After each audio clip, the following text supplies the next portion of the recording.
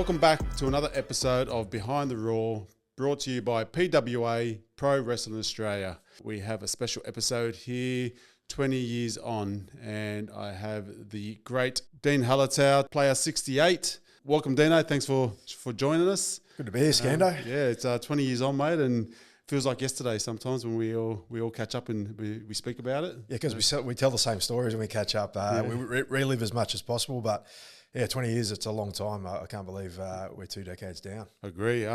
Mate, just tell us a little bit about what you're doing, what you've been doing for the last 20 years and where you are. Yeah, so I retired from playing in 2016 here at the Tigers, so got to finish where I started, which was awesome. I've been working in the game ever since at the NRL. I have been at the NRL for nearly 10 years. I've moved in a few different roles, worked with one of our old mates in Paul Heptonstall in Wellbeing Education for a long time. But I'm in the footy operations team now, elite football, work under Graham Annesley, alongside another friend of ours, Dave Kelly. So there's a few Tigers that are popped around the NRL. But I look after player safety mostly, and that entails the head injury surveillance or the independent doctor process, oversee that, all things player safety related. So it's a good gig and love being in the game still. Yeah, it's good to see you. Those two names, DK and Hep, they played a bit of a role in our success in 2005. So, nice to hear, mate, that you're still involved in footy. Mate, 20 years on, tell us what stands out for you throughout that season. Any stories on and off the field that sort of stick in your mind and you keep repeating on our reunions? I think the main thing that I remember about that group was how tight we were, and I think everyone will say that we're really connected. We spent a lot of time with each other off the field, so we built those bonds, and we were really accountable for each other when we trained and when we played, and we had that feeling of we weren't going to let each other down. So, over the course of the year, we had a bit of a rough start, but as the season went on, we sort of built that belief in each other because, we were so tight, and like I said, the accountability was really strong. Lots of stories. We hung out so much, like I said, away from the field.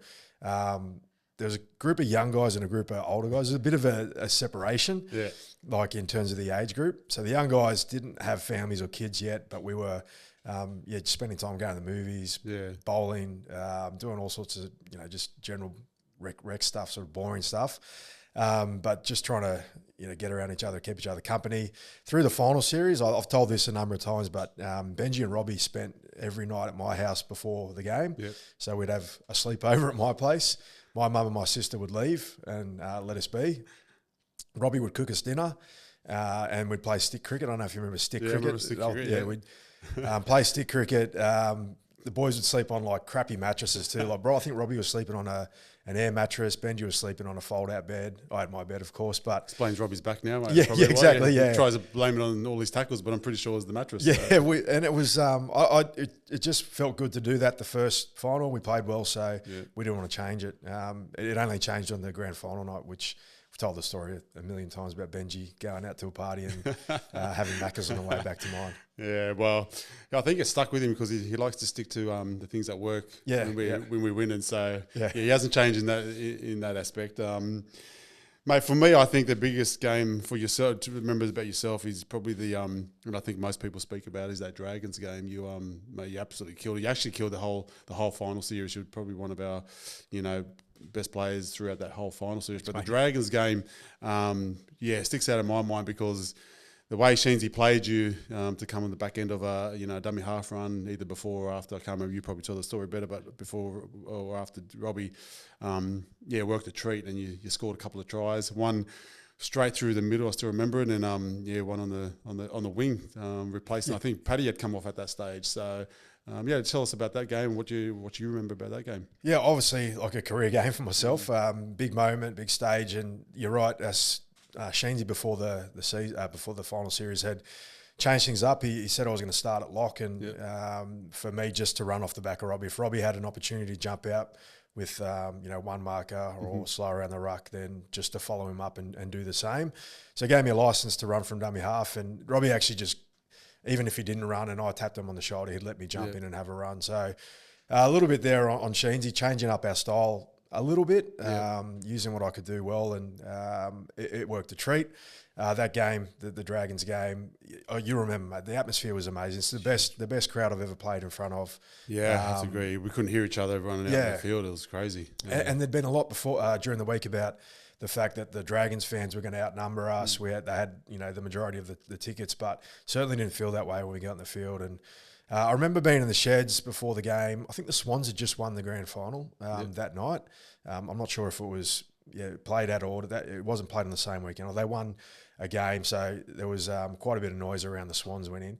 But we were there was a real relaxed atmosphere in the sheds. I remember we were we weren't really stressed about the game, weren't anxious. It just felt really relaxed, and it was a big moment. The Dragons were heavily favoured. They had a number of reps in their team. It was like going to be a walk in the park for them. I think 14 from my memory. 14, either New South Wales, Australia, or something like that. They were stacked, right? So we were up against it, but from the get-go, Benji did that scrum play where he's gone show under, cut through, and we know how good he was, but he just made it look really easy. And we kind of felt right then that we were going to win that game.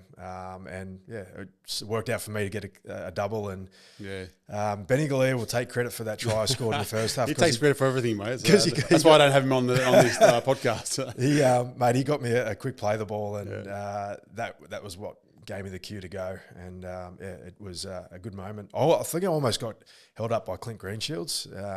He was, you did. Yeah, that's right. Yeah, he was did his best to get you up, but you just got. I think you hit the post. The pads. Yeah, so I was very fortunate, but great moment, great time. And that second try out on the wing, mate, you were covering for Paddy. Were you resting there, or you just you supposed to be there? I think Benny might have been at the start of that little movement anyway as well, but it just went through the hands, and I was open. I think that sealed the deal for us, but almost sealed the deal basically. I just had to fall over the try line, so that's right. Catch and fall. It was it was a great game, and same thing. I remember the crowd. It was just it was just you ran out, and I just remember it was more having to communicate with sign language more than voices because you just couldn't hear each other. It was so loud. So I know a lot of Dragons fans now, and I see a lot of them around, and they hate what we did to them that night, even though they got a premiership eventually.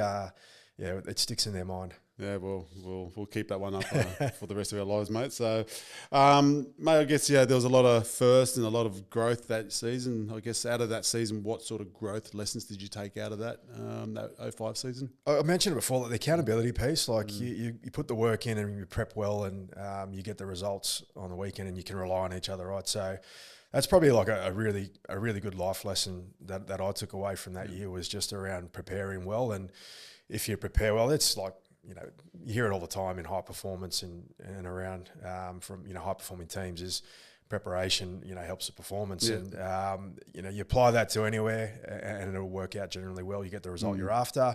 If you don't, you learn the lessons, and you know that the work sort of delivers the results. And I try and use that with my kids as well. Like they stress about how they might do in a test at school or an assessment that they put in, and I never really say to them that it's bad if they get a poor score. If they do the work, then it'll come. And I'm proud for the effort that they make. So it's good stuff. I think it's the effort that really there's a big lesson I took out of that year. Yeah, we were a group. I said, we didn't take any shortcuts, did we? No, not at all. We made sure we worked hard and we helped each other, and that accountability was it was very high there. We had that board, like the extras board, right? And it wasn't there for us to show off or to write up fake things. It was genuine, like write up here what you're doing to improve yourself every week. And when you can walk in and see that the whole board was full and every name had something against, and it didn't have to be flogging yourself with fitness. It could have been a skill extra that you spent time on. It might have been doing a recovery session on a day off, that type of thing.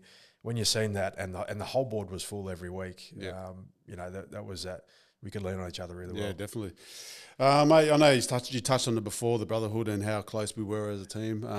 Obviously, that's still important in teams these days. And Paddy Richards and Chris Lawrence, and they've done a good job with this alumni that we've started and making sure that not just our 5 boys together, but anyone that's actually put on a West Tigers jersey. How important is the alumni, and making sure that the former players still feel part of the team and the club, and getting them to games and things like that. I think we've got about 98, 99 registered out of we're over 300 players, but the ones that are alumni are the ones that are retired. So how important is that, and making sure that we continue that? Yeah, no, it's awesome that the boys have done, and yourself as well, Skando, done a good job to keep the momentum going with that, because you some people feel like when they finish, this is what I've sort of observed anyway, when they finish, they just sort of want to get away from football. It's such an immersive place to be when you're in it, right? Like, everything is around football, everything revolves around getting ready for a game and being a part of the team, that you retire and you go, I just want to step back and get away from it, and they detach. And I think it's really important to stay connected with the club, particularly this club that I spent so much time at. But to your point, if you play one game for the Tigers, you're a Tiger for life, right? So I think it's really important that you stay connected, you feel a part of building what was here before, and doing the groundwork for the boys that are here now. It's a young club. We're a very young club, and every player is valuable to that, and as many as can get involved and be around the events that you guys put on is great. I love being able to make it when I can. Work has kind of got in the way over the years, but I think over the last maybe 2 or 3 years, I've got to as many as I can get to, and there's always a good sense of being around the boys and reconnecting with the old memories, the old stories, and how important that was in my life, at least. Yeah, no, it's very important, and it's good to see we had a good turnout our last sportsman's lunch, and it's great. It wasn't just our 05, it was some of the alumni that turned up and supported us, and we're working hard to make sure that everybody feels part of it. So, mate, always a pleasure to speak to you and relive that special season. We have some reunions coming up, and I'm sure our stories will grow even more. So, thanks again for dropping in, and we'll definitely see you throughout the year. Thanks, Skando. Good host, mate. No, thank you, mate. Appreciate it. Thanks, mate. Once again, guys, thanks for joining us, and thanks to PWA Pro Wrestling Australia for supporting the podcast.